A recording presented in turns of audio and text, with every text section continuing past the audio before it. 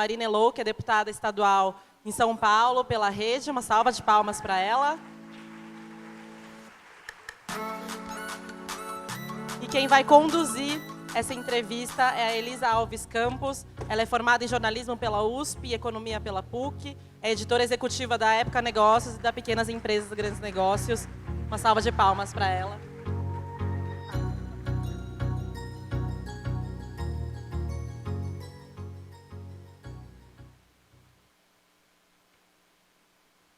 Gente, boa tarde. Bom, acho que a gente pode começar aqui pelo começo, então. Marina, conta pra gente, por favor, o que te atraiu na política, né? Você estava trabalhando no setor privado, na Natura, trabalhou lá, acho que durante 8 anos, né? Como que foi fazer essa mudança? Da onde que surgiu essa vontade? Boa tarde a todos. É um prazer estar aqui hoje. Acho que esse é um tema fundamental. Eu acompanho o trabalho da Rede há bastante tempo. Tem várias pessoas queridas na plateia. Então, muito feliz de estar aqui hoje. E para contar um pouco da trajetória que realmente traz um pouco de tangibilidade para o que a gente está falando, da importância de mais mulheres na política. Eu sempre, desde pequena, assim, desde a escola, gostei da construção coletiva. Assim, tinha que ter uma vocação para isso. Então, eu fundei o Grêmio, fui presidente do Grêmio, fundei várias organizações de ONGs, de trabalho voluntário. Mas eu nunca pensei em estar na política. Nessa época, eu achei que eu queria trabalhar em ONG. Prestei administração pública para trabalhar em ONG.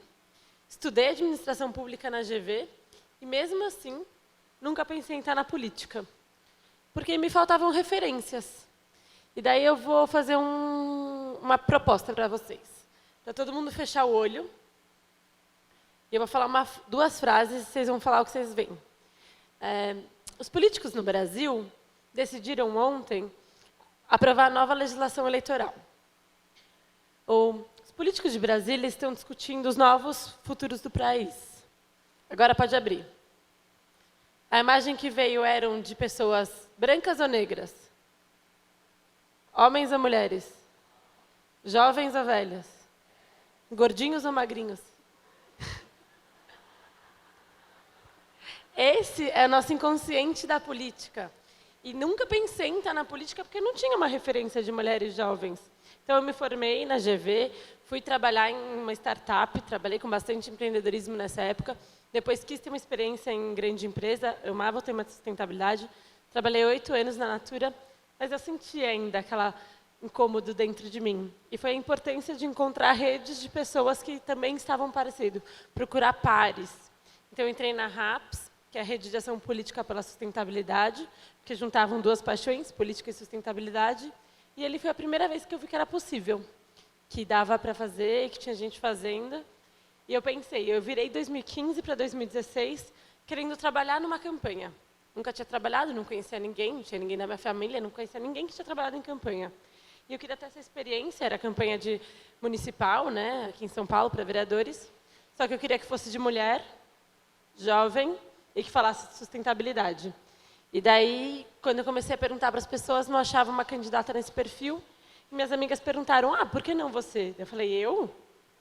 Mas eu não sei nada de campanha, vou fazer o quê? Não tenho a menor ideia. E daí, elas falaram, a gente também não, mas se for, a gente aprende junto. E daí, com um grupo muito louco de gente que não sabia nada, a gente resolveu fazer, tomamos o risco, e foi incrível. A gente teve muitos votos, mais do que 3 pessoas que foram eleitas.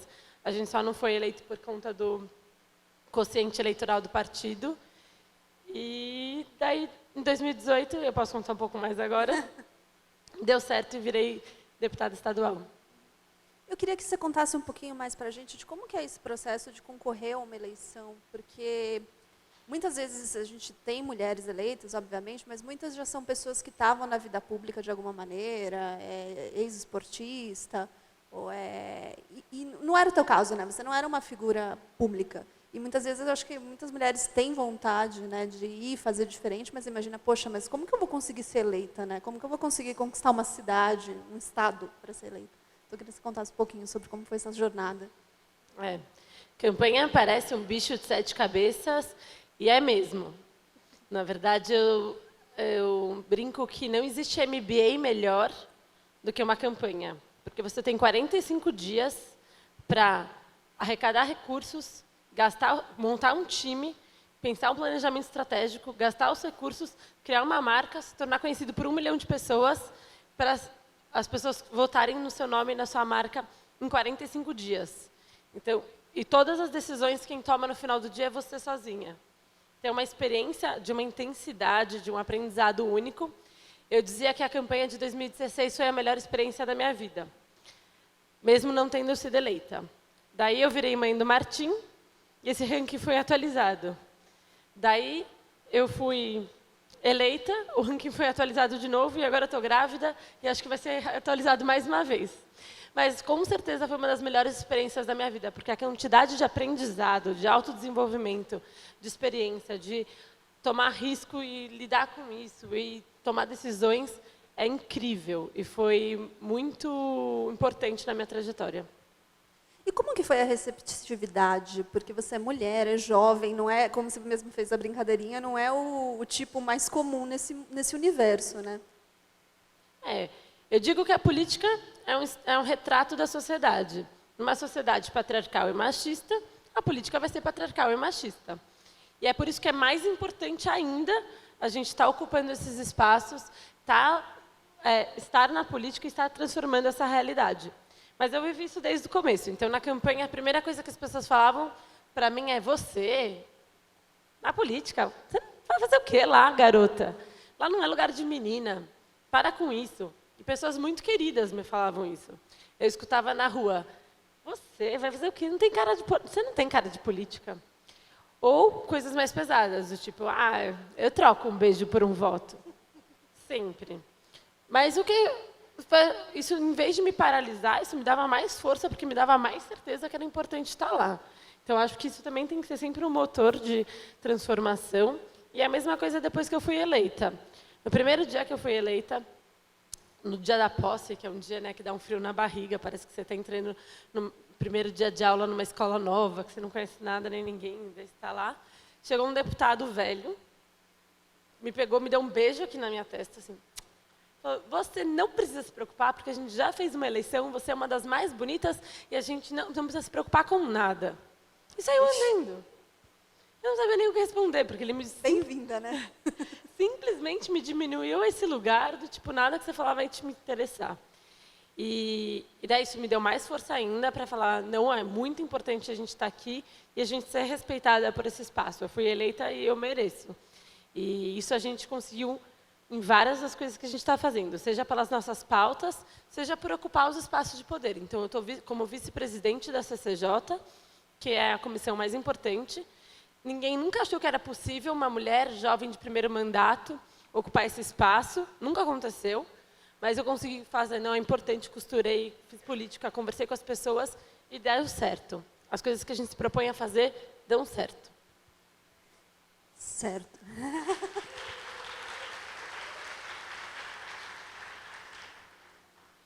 Eu queria que você comentasse um pouquinho assim, o que a gente vai poder fazer diferente quando a gente tiver mais mulheres no centro do poder, mais mulheres tomando decisão. Assim, que diferença faria se a gente tivesse uma proporção de meio a meio, ou muito próximo disso, mulheres na Câmara, no Senado, enfim?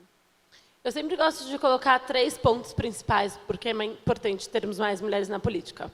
O primeiro é porque nós somos mais da metade da população, temos demandas específicas que não são endereçadas pelas pessoas que não pensam e não vivem isso. E um exemplo que eu vivi na prática foi a discussão sobre o projeto de lei 435 agora do Estado, que é sobre o projeto de cesáreas no parto. É uma discussão complexa, profunda, e que as únicas pessoas que se envolveram na discussão, que foram nas reuniões técnicas, que fizeram audiência, que discutiram dos 2 lados, com as 2 visões, eram as deputadas mulheres. Os deputados homens nem estavam entendendo por que a gente achava aquilo tão importante e não estavam interessados. Então, as pautas que dizem respeito a mais da metade da população precisam estar representadas. O segundo ponto é porque representatividade importa. Se hoje a gente não tem uma imagem de que a política é por conta das mulheres, isso é para as mulheres, isso cria um ciclo. As meninas de hoje não se veem na política se a gente não tiver mais mulheres na política. Então, quando a gente tem mais mulheres na política, a gente começa a criar referência, mais mulheres negras, mais mulheres indígenas, mais mulheres com deficiência, mais mulheres jovens, mais mulheres velhas. Começa a criar uma referência de que é, sim, um espaço para todo mundo. E numa democracia representativa, isso é fundamental. E o terceiro ponto é porque cria resultados melhores para todo mundo. Eu trabalhei na Natura há bastante tempo com a área de diversidade, e são inúmeros os estudos que mostram que quando a gente tem um corpo mais diverso, as discussões são mais profundas, os argumentos têm que ser mais bem embasados, e os resultados são melhores para todo mundo. E nenhum lugar é melhor do que isso na política. Então, foi super bem introduzido o tema pela Hanna, mostrando que a gente tem uma urgência disso no Brasil. A gente é um dos países com menor índice de mulheres na política e a gente precisa dessa transformação enquanto sociedade. Então, já quero deixar o convite para todo mundo aqui entrar na política. Vamos aí, gente.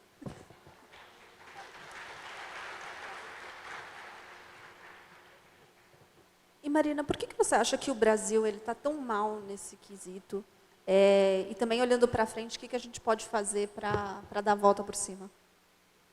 Eu acho que a gente está mal por dois motivos. O primeiro é porque a gente é uma democracia recente, então, muito tomada pelos mesmos grupos, pelos mesmos interesses, pelas mesmas pessoas há muito tempo. Então, se a gente pega um jornal de 20 anos atrás, vários dos nomes ainda estão lá. A gente abre os nomes, são as mesmas pessoas. Então, a gente não viveu ainda uma democracia representativa de verdade. E o segundo, por causa dessa falta de referência. Então, quando a gente fala que poucas mulheres hoje são candidatas, é porque poucas mulheres acham que é um espaço que é possível. Pensam nisso como uma possibilidade, acham que isso é concreto. Isso é ainda muito profundo na nossa sociedade. E por isso que é tão importante a gente falar muito da importância de que, sim, é importante, e mais do que isso, é possível. Eu não sou de família de político, não conheci ninguém na política, não gastei fortunas na minha campanha e consegui, estou lá e a gente está representando. Então, acho que a gente está começando a viver uma transformação e o que a gente pode fazer para isso é, realmente, falar cada vez mais disso, votar bem, votar em mulheres. Eu sou cofundadora de um movimento que chama Vote Nelas, para mostrar que não importa a ideologia, você pode ter de direita ou de esquerda, mas a importância de ter mais mulheres e que é possível e tem candidatas, e se candidatar. Você é favorável que a gente tivesse cotas de, no mínimo, que nem ela estava falando antes, 50%, 40%, enfim? Eu sou super. Amanhã, inclusive, votar também no lançamento no MP desses dois projetos de lei que são super importantes. E por que cotas é importante? Porque cotas são um mecanismo transitório para mudar uma realidade. A ideia é que a gente não fique com cotas para sempre, mas que a gente utilize essa ferramenta para mudar essa referência de que a política hoje não é um lugar para a mulher. E todos os países hoje que tiveram sucesso em realmente ter equidade de gênero passaram pela necessidade de cotas. E daí, quando os homens falam, mas é injusto, porque daí a gente vai diminuir a nossa chance equitária e não vai ter cotas, eu falo, não, na verdade, a gente teve cotas para os homens. Por muito tempo, só homens puderam ser candidatos. E isso criou uma referência de que a política é um lugar para homens. E a ideia é que a gente cria uma referência de que a política é um lugar para todo mundo.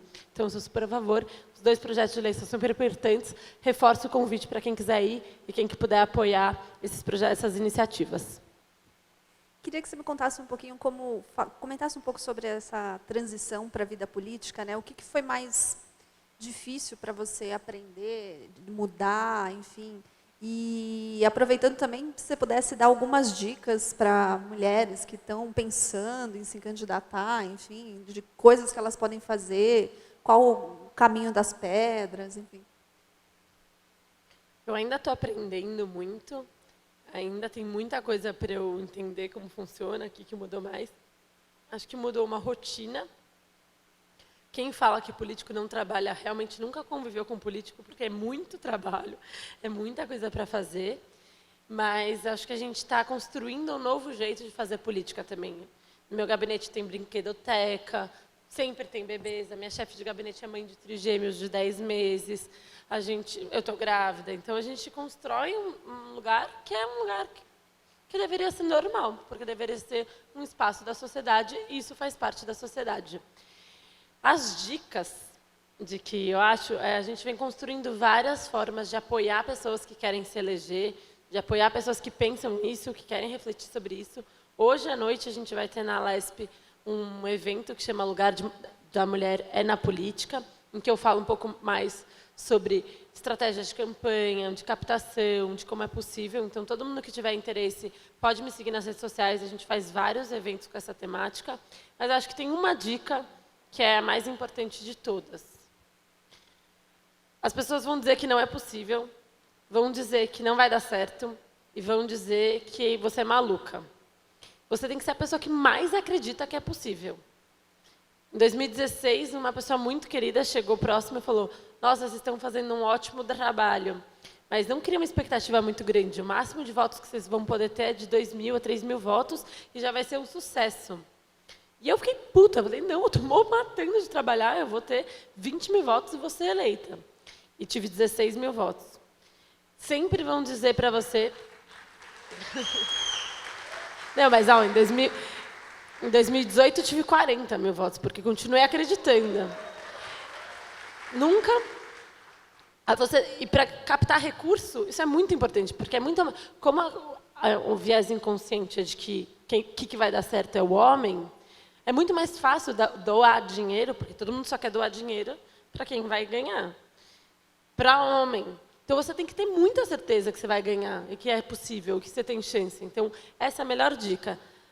Decide que vai dar certo, acredita que isso influencia os outros a acreditarem e faz dar certo.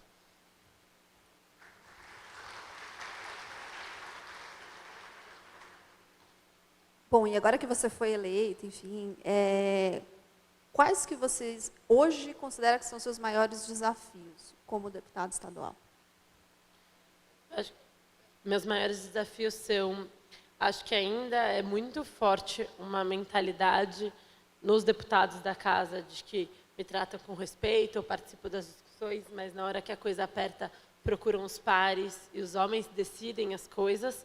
Então, me colocar nesse espaço de dizer eu tenho tanta legitimidade quanto e eu tenho tanta capacidade quanto para tomar a decisão. Então, ainda é um desafio grande.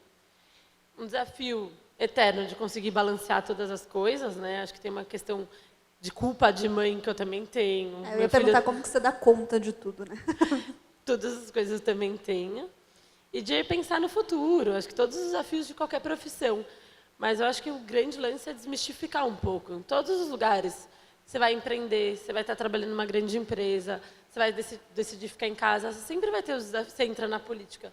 Sempre tem os desafios e as coisas boas. Legal. E dos seus projetos, assim, você tem algum que seja mais voltado para ajudar as mulheres a participarem mais da política? Sim, a gente fez um planejamento estratégico bem profundo e acho que ter passado pela experiência corporativa foi super importante para trazer para a experiência pública e a gente chegou em 5 objetivos estratégicos. O primeiro deles é a primeira infância e maternidades, que é como que a gente cria políticas públicas que são as políticas públicas mais eficientes, porque se a gente investe nessa etapa da vida, a gente tem recursos, retorno enquanto Estado em toda a vida daquela pessoa, então é super importante. E maternidades, como a gente apoia a família como um todo. Sustentabilidade, meio ambiente e água, saneamento básico. Direitos humanos com foco em segurança pública, ideia que a gente fala também de combate à violência contra a mulher, mas eu sou presidente do Comitê de Combate ao Homicídio de Adolescentes. Participação na política e mandato de excelência. E daí foi super importante a gente chegar nesse lugar de que mulheres na política e políticas voltadas para as mulheres estão transversais nos pilares do meu mandato, são super importantes, mas que eu não preciso me limitar a isso, que eu posso sim e devo sim falar de todos os temas e de outros temas que são considerados cabeludos ou complexos como segurança pública com a mesma legitimidade. Você entrou na política no momento em que existe um grande descrédito no Brasil na classe política. Você ainda tem esperança na política? Você acha que eu queria que você comentasse um pouco sobre o papel da política para o desenvolvimento do país. Eu tenho muita experiência na política, na verdade, eu acho que não há caminho fora da política. Por isso que é muito importante a gente fortalecer e entender a importância dos canais políticos, da democracia, do encontro de diferentes ideias para a construção de um coletivo. Na verdade, a democracia e a política é isso, é onde a gente se encontra diferentes visões para buscar um consenso para a melhor construção da sociedade. E quando a gente nega esse espaço, todas as outras opções são horríveis. Então, é muito importante a gente fortalecer esse espaço. Eu tenho bastante experiência, a gente trabalha bastante em combater a polarização e construir diálogos e pontes, mas daí eu acho que é cada vez ainda mais importante mais mulheres na política, porque as mulheres fazem isso muito bem. Constroem diálogo, constroem pontes, querem resolver a questão, querem pensar em soluções em primeiro lugar. E isso é um chamado, de verdade. Acho que o Brasil vive um chamado para a construção da boa política e as mulheres precisam estar nessa solução. Tá certo. Bom, acho que a gente tinha tempo para... Tem alguma coisa que você queira falar? A gente tem mais uns 40 segundos aí. Eu quero alguma agradecer. mensagem. É super bom estar aqui falando com vocês e quero de verdade deixar o convite para todas vocês participarem da política, porque a gente só vai construir a boa política quando cada uma de nós entendemos que a gente faz parte. Seja entrando de cabeça, se candidatando, sendo eleita, seja acompanhando o seu político, seja pressionando, seja criando um projeto de lei, seja indo nas assembleias, no executivo, seja pensando isso na sua comunidade, com seus amigos. Então, o convite é esse. Vocês são políticas, entrem nesse papel. A política precisa de mais mulheres. Isso aí. Muito bom.